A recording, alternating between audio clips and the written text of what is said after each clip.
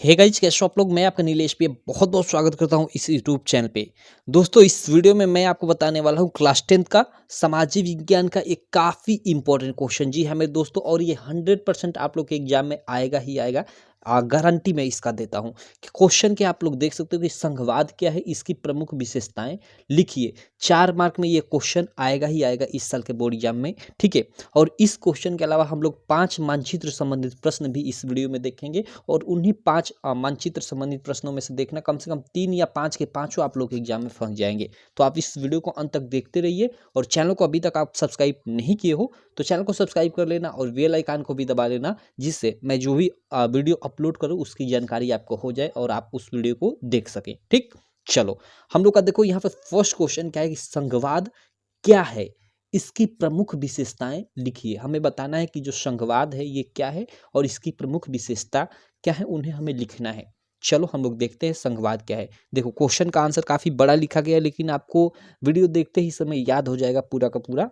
यही होता है सोशल साइंस यानी सामाजिक विज्ञान का मतलब एक तरह से कला, कि इसमें जो बड़े वाले क्वेश्चन होते हैं उनमें ज्यादा आपको मतलब थोड़ा सा दिमाग लगाने की जरूरत होती है और उसका वो आपको याद हो जाता है। तो चलो देखो, आप वीडियो अंत तक देखना, आपको ये क्वेश्चन याद ही हो जाएगा साथ साथ। ठीक, तो चलो यहाँ पे देखो संघवाद क्या है। तो देखो संघवाद शासन करने की एक प्रणाली है।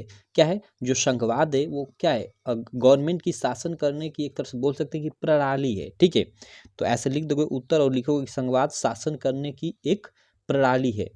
आगे लिखोगे आमतौर पर, आगे आपको लिखना है आमतौर पर संघीय, यानी यही संघवाद में यानी संघीय व्यवस्था में 2 स्तर पर सरकारें होती हैं, एक केंद्र स्तर पे और एक राज्य स्तर पे।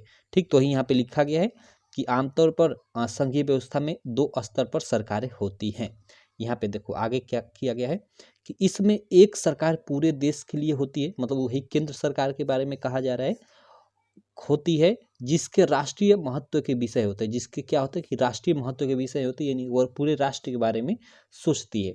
ठीक, नीचे देखो लिखा गया है नीचे कि और दूसरी राज्य सरकार और दूसरी स्तर की राज्य सरकारें होती हैं जो शासन के कामकाज को अपने अपने संबंधित राज्य में देखती हैं। तो इस तरह से यहाँ तक आप लोग लिख दोगे और आगे लिखोगे कि सत्ता की इन दोनों स्तर की सरकारें स्वतंत्र होकर अपना अपना कार्य करती है, और इतना आपको लिखने का इतना आपको 2 मार्क मिल जाएगा।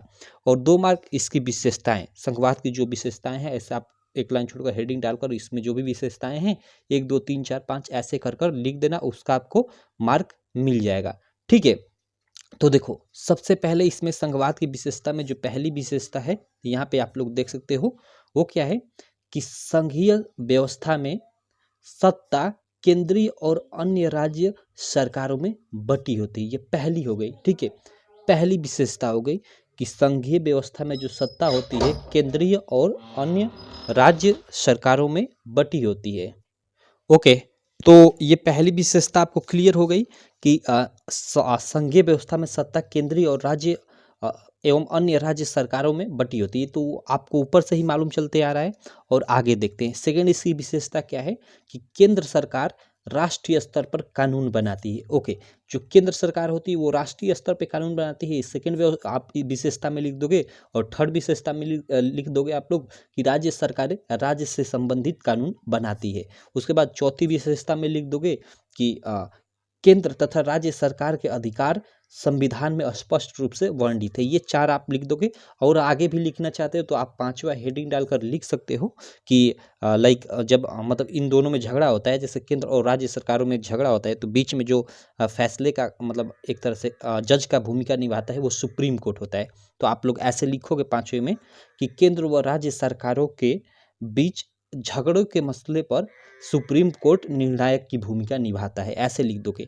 और एक और विशेषता लिख दोगे कि मतलब जैसे कर का टैक्स को लेकर, तो आप लिख दोगे कि केंद्र सरकार पूरे देश पे कर वसूलती है, वहीं और जो राज्य सरकारें होती हैं अपने अपने राज्य में कर वसूलती हैं। तो ये सब संघवाद की एक तरह से विशेषताएं हो गई, या बना बना कर लिख सकते हो बहुत सारी। बाकी इसको केवल आप जानते हो कि जो 4 मार्क के क्वेश्चन है उनका 150 शब्दों में ही आंसर लिखना है। तो ये जितना मैं लिखा हूँ ना, ये लगभग आपका 130 शब्द है, मैंने गिना था। तो 130 शब्द में भी लिख देते तो कोई दिक्कत नहीं, आपको 4 मार्क मिल जाएंगे। लेकिन मैंने आपको 2-3 ठे आगे ये विशेषता बताया ऐसे ही, तो आप उसको लिख देना अगर आपको कम लगता है तो, सिंपल। तो ये आपका क्वेश्चन है और 100% इस साल आप लोग के बोर्ड एग्जाम में आने वाला है, तो इसको आप लोग क्लियर कर लेना, ठीक है। अब चलो हम लोग जो मानचित्र संबंधित प्रश्न है उसको देख लेते हैं। यहाँ पे देखो, अब देखो इसमें मैं मानचित्र संबंधित ये केवल प्रश्न बताऊंगा, इसको दर्शाना नहीं बताऊंगा। दर्शाना के इस वीडियो में मैं आपको बता दूंगा, आपको प्रश्न देखो याद रहेगा तो दर्शाना तो आसान है, ठीक।